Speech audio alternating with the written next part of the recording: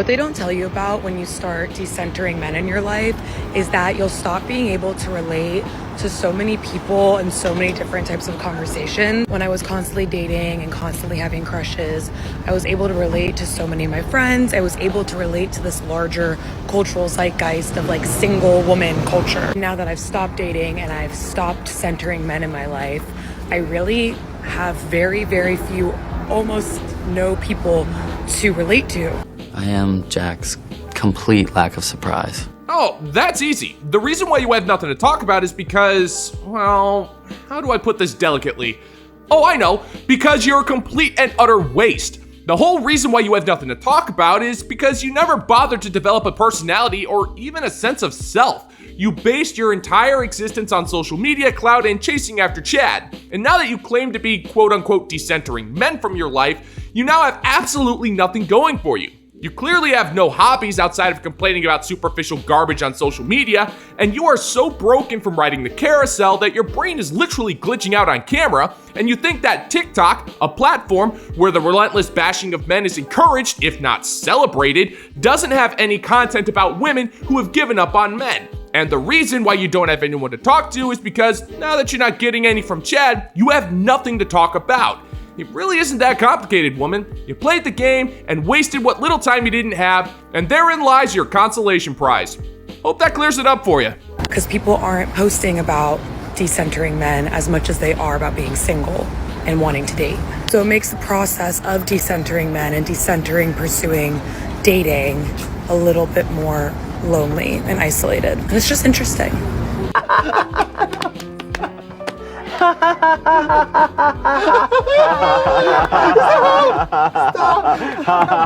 No, what's interesting is how the concept of quote-unquote decentering men focuses on trying to live your life without a man while keeping the idea of a man is on the forefront of your mind.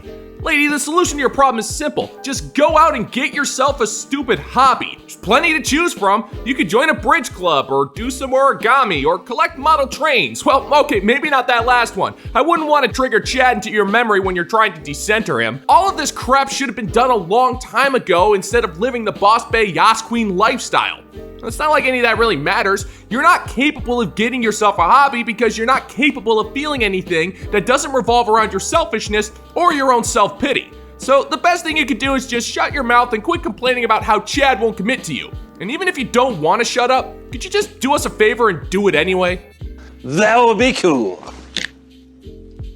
I do not recommend marriage and motherhood to any single childless woman at this point in time, and I say that as a happily married mother of 2 children. It is not safe for women in this country, nay, this world, to be in relationships with men and to have children. There are politicians who are actively trying to kill women by taking away their access to medically necessary care. They are letting women die on their watch. And they don't care. Then they want to take away no-fault divorce. They want to keep you in your unhappy, unsafe marriages, forcing you to have more babies while they simultaneously take away more rights. They don't have a workforce that is set up to benefit you. They don't have paid leave that is set up to benefit you. Every system is actively working against women and mothers in this country. I don't think any of that's true. Oh, look who it is. It's middle-aged Mabel. I thought I smelled the stench of miserable entitlement, and here you are. And boy, oh boy, did you drop one hell of a stinky doozy on us today. Man alive, where to start? Well, I think we can completely disregard everything that you're saying because every single one of those statements is verifiably false.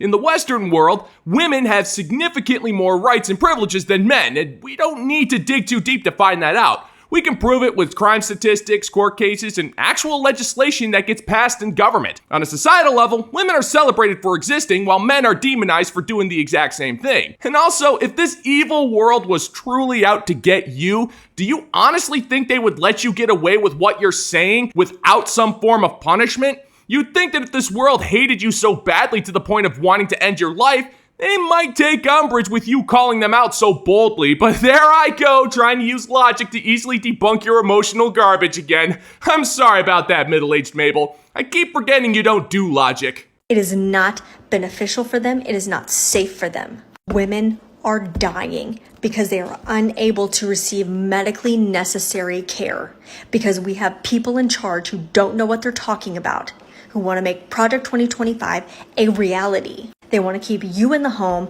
they want to keep you uneducated, and they want to keep you making babies. And that's not safe for women. I cannot, in good conscience, sit here and tell a woman that she should get married to a man and have children.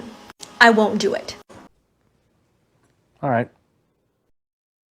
Mabel, you have never once advocated for marriage. I mean, from what I've seen, and I have seen way too much, by the way, all you do is complain about marriage. All you do is crap all over husbands for not doing enough. And at no point do you even recognize the work that men do, because none of it ever counts. Now, I'm actually kind of curious to what you're referring to with women who are no longer alive because they were denied some form of medical care. You'd think that this would be front page news to the point where we know that person's name, the hospital where she was denied care, the doctor who denied it, not to mention all of the GoFundMe campaigns that women would use to grift money for the exact same reason, but there isn't a single person talking about it, and that's because, much like every single one of your attractive qualities, they don't exist. If you truly want to see a country that's unsafe for women, I would suggest taking a look at Afghanistan, where getting a face full of battery acid is considered a suitable punishment for a woman wanting to go to school. But I guess none of that counts because you'd rather encourage women to be as miserable and worthless as you instead of actually doing something meaningful for women who are legitimately suffering. Go to school, get your degree, make your money, travel the world, get a solid group of friends. Because this country isn't set up for women. It's going to take a long time for the tide to turn to a point where they actually hear us and they listen to us. But it's not right now. The reward does not outweigh the risk. The odds aren't in your favor and the systems are actively stacked against you. Most married women are not happily married. Most married women are trapped. Most married women would not recommend it either. Most married women are just too afraid to outright say that. I'm not. Are you sure? Mabel, unless you've been able to clone yourself, you are not most married women. Just because you loathe your husband and resent your children doesn't make you an accurate representation for all marriages. Now let's break this down for a second. It's awfully convenient that if a woman is miserable in her marriage, it is always the husband's fault. And it's also convenient that if the husband is miserable, that is also his fault. His emotions are his responsibility just as much as your emotions are his responsibility as well.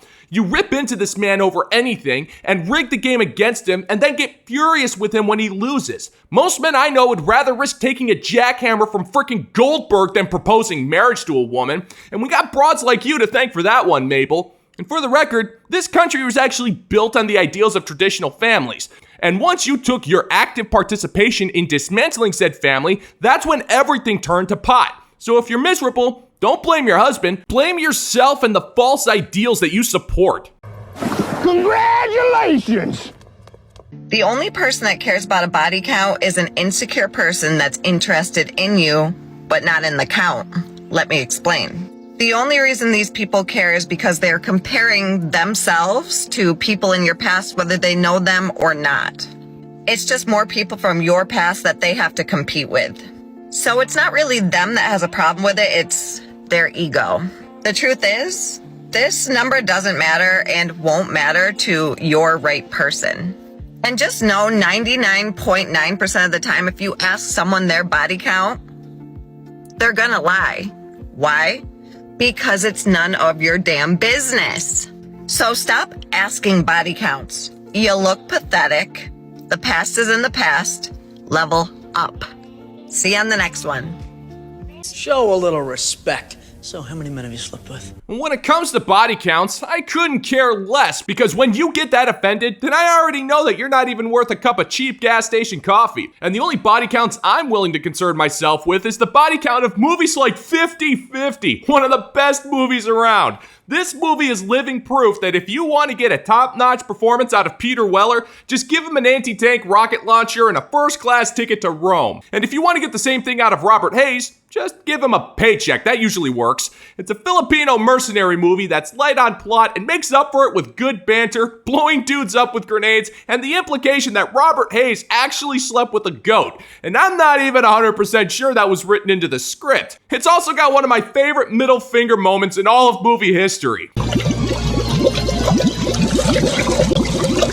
I mean, I don't know about you, but if I'm about to be eaten by sharks, I'd flip off the guy who was trying to blow me up as well. Seems like kind of a douche thing to do, but hey, at least we can say this movie is progressive. Just imagine the modern woman's reaction if that was bears instead of sharks. I don't know who needs to hear this today, but if a man buys you dinner, you do not owe him your body or really anything afterwards. I saw a video the other day of a guy who said that a woman who lets a man pay for her meals automatically gives away her freedom. The notion that a man putting his credit card down at dinner automatically puts me in a proverbial jail is absolutely freaking ridiculous. Because if a man thinks he owns you after buying a meal for you, that is not a man that lives in the 21st century. That is a man that thinks that the law of coverture from the Middle Ages still apply and that women are property once they marry. And I've said this before, but I'll say it again. Women aren't property anymore. They have careers, they own property, and they're smart enough to realize that you can have a man pay for your dinner and still make more money than him. That does not make sense. Woman, it is not a question of a man being owed something because he bought you dinner. We can all agree that notion is rather absurd. The question is you using a man for dinner dates just so you can get a free meal without providing anything, including a conversation. You feign interest in him just so you can get some overpriced food on someone else's dime, and that's disrespectful. But what's more interesting to me is how even though you don't owe this man anything for buying you dinner, he still owes you dinner because you exist. But this is the 21st century, woman. Women can own property and waste their lives away in a meaningless career and make asses out of themselves on TikTok without societal repercussions. And with that comes the fact that you have your own money. So therefore, you owe yourself your own stupid dinner. Just as much as you don't owe men anything, we owe you less. We're not going to take this kind of disrespectful entitlement from you and then feed you for the privilege. That's not how this works, sweetheart. Because it's not about the money, it's about the gesture. And a man who has a problem paying for the first few dates is going to have a problem later down the line being gracious about anything because he's always going to be afraid you're taking advantage of him. So he's going to spin the narrative that the only way you retain your freedom as a woman is if the relationship is split exactly 50-50 down the middle, when in reality he's unable to bear your children. So where's the fairness in that? Ladies, I hope you remember that wanting a man to be chivalrous does not make you any less of a strong, independent woman. It just makes you a woman who realizes that a strong, independent man making his own paper is not going to have time or energy to give a rat's behind about what paying for your dinner may or may not mean. You go, girl! You get it, girl! You hear that? You got it, girl! Why is it that it's always the childless women who act this childish? I find it kind of mean that you're holding the fact that you're carrying a man's child against this man because he doesn't want to sit around, have a one-sided conversation as you wolf down some surf and turf while texting other men on your roster. All men want is some peace, some kindness, and respect, and you're incapable of providing any of that. You're making a lot of mean-spirited comments because men are tired of being expected to pay for everything, especially when modern women brag about how rich they are, but still expect men to buy them things because it's his job. Well, it's your job to bring life into this world. That's literally your biological purpose for existing. And you're about to get fired, woman. And I guess that's a blessing in disguise. The last thing this world needs are entitled clones of your ugly self walking around. Society has been punished enough.